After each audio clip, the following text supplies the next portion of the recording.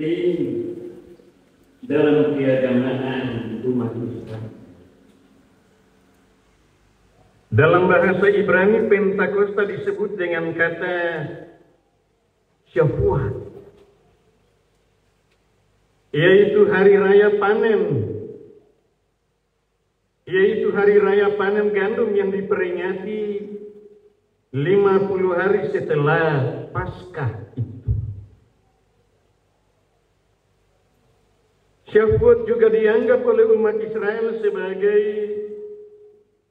peringatan pemberian hukum Taurat kepada Musa di Gunung Sinai. Kata Pentakosta berasal dari bahasa Yunani, yaitu Pentekoste, yang berarti hari ke-50. Dalam tradisi, Pentakosta merupakan perayaan panen gandum itu. Maka dalam konteks perjanjian baru, Pentakosta adalah hari turunnya Roh Kudus, yaitu hari ke-50 setelah hari Paskah atau kebangkitan itu. Peristiwa ini menandai awal dari misi gereja Kristen di dunia ini. Itu sebabnya hari Pentakosta sering disebut sebagai hari lahirnya gereja. Berkenan dengan itu, maka firman Tuhan yang telah kita baca dan dengar pada kesempatan ini, dalam pertama Korintus pada pasal 12 ayat 1 sampai 11 tentang rupa-rupa karunia tetapi satu roh. Bagian ini merupakan surat yang dikirim Rasul Paulus kepada jemaat di Korintus dalam rangka menasihati orang-orang Kristen di Korintus agar mampu memperlihatkan cara hidup mereka yang berbeda dengan orang-orang non-Kristen di Korintus itu. Hal ini penting karena bagi Paulus, Injil Kristus yang telah mereka dengar dan terima harus benar-benar ditampakkan dalam hidup mereka.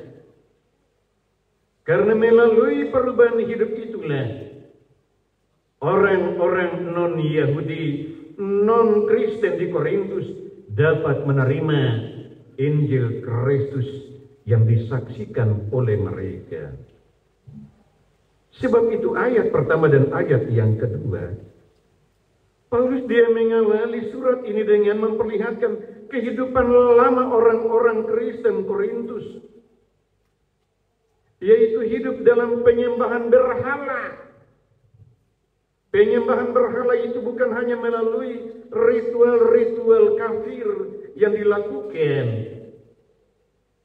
tetapi juga pada cara dan sikap hidup mereka sebagaimana tampak dalam pasal 11 ayat 1 sampai 33 kalau kita pelajari. Rasul Paulus menasihati mereka tentang karunia-karunia roh yang mereka miliki. Karunia-karunia roh itu tidak dapat digunakan menurut keinginan mereka, melainkan hanya oleh tuntunan Roh Kudus. Artinya Paulus menolak praktek-praktek kafir di mana seseorang yang memiliki kuasa supranatural selalu memposisikan akan dirinya sebagai milik yang harus memiliki kewibawaan ilahi, sehingga ia memiliki hal yang mengatakan sesuatu yang diyakini benar dan dapat mempengaruhi orang lain melalui pengajaran-pengajaran. Praktek-praktek kafir ini marak terjadi dalam kalangan orang-orang non-Kristen. Dan bagi Paulus, seseorang hanya dapat mengakui karunia yang dimilikinya hanya oleh kuasa Roh Kudus saja. Mengapa? Karena meskipun ada keberagaman karunia atau karisma atau keberagaman pelayanan, semuanya itu bersumber hanya daripada Roh yang satu, yaitulah Roh Kudus. Dari Tuhan yang satu, dari Allah yang satu. Dalam ayat 4 sampai pada ayatnya yang ke-6. Itu berarti bahwa karunia-karunia yang ada pada tiap-tiap orang yang telah menerima kuasa Roh Kudus mesti digunakan untuk kepentingan bersama. Hal ini yang sangat penting. Karena memang ketika seseorang menggunakan karunia yang dimilikinya untuk kepentingan tertentu, maka akan terjadi konflik dalam sebuah persekutuan yang dapat terjadi.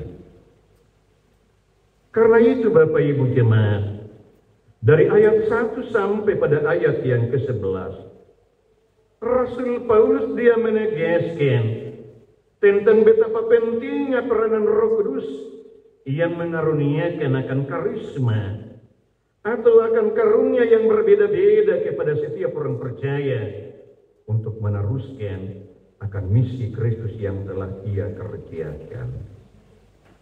Karunia Roh Kudus berarti bahwa bersifat teosentris, artinya berpusat pada Kristus saja, yang beragam dalam kehidupan mereka. Karunia yang beragam dalam kuasa Roh itu diberikan supaya orang dapat melihat Allah yang nyata di dalam Kristus yang mengatasi akan segala sesuatu. Yesus Kristus adalah Allah sendiri yang dapat mengerjakan segala sesuatu di dalam diri setiap orang percaya. Karena itu Bapak Ibu Jemaat yang Tuhan Yesus Kristus kasihi, yang diperlihatkan bagi kita pada kesempatan ini, bagaimana kuasa Roh Kudus itu menjadi bagian bagi setiap orang-orang Kristen untuk dapat menjalani akan kehidupannya. Dan sebab itu maka dalam ayat-ayat seterusnya, dalam pembacaan firman yang kedua, dalam Kisah Para Rasul pada pasal 2 ayat 32 sampai seterusnya, bagaimana dengan khotbah Petrus itu? Khotbah Petrus pada saat Pentakosta, ia bersaksi tentang Yesus yang mati dan bangkit itu, di mana kematian Yesus di kayu salib tidak mengakhiri akan misinya bagi kehidupan dan keselamatan dunia. Itu sebabnya Yesus dia bangkit pada hari ketiga. Kebangkitannya adalah bukti bahwa ia telah mengalahkan akan kuasa dosa dan maut itu. Sehingga setiap orang yang percaya kepadanya akan memperoleh kehidupan, memperoleh keselamatan yang kekal. Ketika Yesus telah kembali ke surga dan mengutus Roh Kudus kepada setiap orang untuk bersaksi tentang keselamatan yang telah ia kerjakan melalui berbagai karunia yang telah ia terima, di mana khotbah Petrus pada saat Pentakosta telah menggerakkan banyak orang untuk mereka harus bertobat dan mereka memberi diri untuk dibaptis. Maka pertobatan itu menunjuk kepada sebuah perubahan hidup bagi kehidupan umatnya. Karena itu maka ketika seseorang yang telah mengalami sebuah perubahan hidup, tetapi juga perubahan hidup dalam cara berpikir, dalam cara bertindak, dan dalam cara bertutur dalam kehidupan mereka. Karena itulah tata nilai hidup lama itu akan berubah menjadi tata nilai hidup yang baru. Tata nilai yang dilandasi oleh Roh Kudus dalam kehidupan akan orang percaya. Karena itu Bapak Ibu yang Tuhan Yesus kasih, apa pesan bagi kita melalui berita Pentakosta di kesempatan hari ini? Melalui berita Pentakosta, amanat untuk meneruskan kabar keselamatan ke tengah-tengah seluruh dunia bagi amanat agung itu menjadi sebuah tanggung jawab setiap orang yang telah bertobat dan bagaimana memberi diri untuk dibaptis.